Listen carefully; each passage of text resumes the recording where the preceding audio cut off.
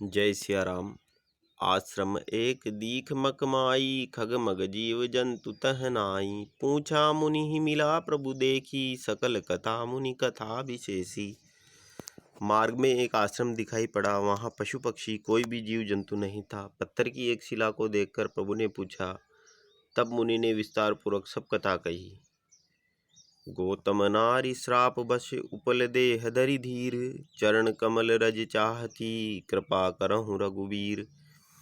गौतम मुनि की स्त्री अहल्या शापवश पत्थर की देह धारण किए बड़े धीरज से आपके चरण कमलों की धूलि चाहती है। हे रघुवीर, इस पर कृपा कीजिए। पर सतपद पावन शोक नशावन, प्रगट भई तप पुंज सही। देखत रघुनायक जन सुखदायक, सन्मुख होई कर जोर रही। अति प्रेम अधीरा पुलक शरीरा, मुख नहीं आवई बचन कही। अतिशय बड़ भागी चरणन लागी, जुगल नयन जलधार बही। श्री रामचंद्र जी के पवित्र शोक को नाश करने वाले चरणों की स्पर्श पाते ही सचमुच वह तपोमूर्ति अहल्या प्रकट हो गई। भक्तों को सुख देने वाले श्री रघुनाथ जी को देखकर वह हाथ जोड़कर सामने खड़ी रह गई। अत्यंत प्रेम के कारण वह अधीर हो गई। उनका शरीर पुलकित हो उठा। मुख से वचन कहने में नहीं आते थे। वह अत्यंत बड़भागी अहल्या प्रभु के चरणों से लिपट गई और उनके नेत्रों से जल प्रेम और आनंद के आंसुओं की धारा बहने लगी। धीरज मन कीना प्रभु चहु दीन्हा, रघुपति कृपा भगति पाई। अति निर्बल बानी स्तुति ठानी, ज्ञान गम्य जय रघुराई। मैं नारी अपावन प्रभु जग पावन, रावण रिपुजन सुखदाई। राजीव बिलोचन भव भय मोचन, पाहि पाहि सर नहीं आई। फिर उसके मन में धीरज धरकर प्रभु को पहचाना और श्री रघुनाथ जी की कृपा से भक्ति प्राप्त की। तब अत्यंत निर्मल वाणी से उसने इस प्रकार स्तुति प्रारंभ की। हे ज्ञान के जानने योग्य श्री रघुनाथ जी, आपकी जय हो। मैं सहज ही अपवित्र स्त्री हूँ, और हे प्रभु, आप जगत को पवित्र करने वाले, भक्तों को सुख देने वाले और रावण के शत्रु हैं। हे कमल नयन, हे संसार जन्म मृत्यु के भय से छुड़ाने वाले, मैं आपकी शरण आई हूँ, मेरी रक्षा कीजिए। मुनि श्राप जो दीना, अति भल कीना, परम अनुग्रह में माना। देख्यूं भरी लोचन हरि भव मोचन, इहि लाभ शंकर जाना। बिनती प्रभु मोरी मैं मति भोरी, नाथ न मांगऊं बर आना। पद कमल परागा रस अनुरागा, मम मन मधुप करे पाना। मुनि ने जो मुझे शाप दिया वो बहुत ही अच्छा किया। मैं अत्यंत अनुग्रह करके मानती हूँ कि जिसके कारण मैंने संसार से छुड़ाने वाले श्री हरि आपको नेत्र भर कर देखा, इसी आपके दर्शन को शंकर जी सबसे बड़ा लाभ समझते हैं। हे प्रभु, मैं बुद्धि की बड़ी भोली हूँ। मेरी एक विनती है, हे नाथ, मैं और कोई वर नहीं मांगती, केवल यही चाहती हूँ कि मेरा मन रूपी भोरा आपके चरण कमल की रज के प्रेम रूपी रस का सदा पान करता रहे। जहि पद सुर सरिता परम पुनीता, प्रगट भई शिव शीस धरी। सोई पद कमल जहि पूजत, अज मम सिर धर्यों कृपाल हरि।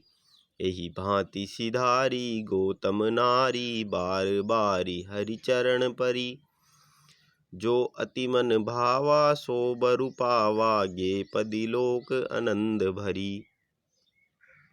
जिन चरणों से परम पवित्र देव नदी गंगा जी प्रकट हुई, जिन्हें शिव जी ने सिर पर धारण किया, और जिन चरण कमलों को ब्रह्मा जी पूजते हैं, कृपालु हरि आपने उनको मेरे सिर पर रखा।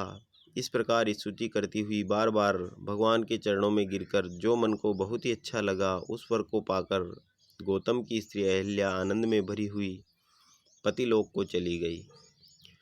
अस प्रभु दीन बंधु हरि, कारण रहित दयाल।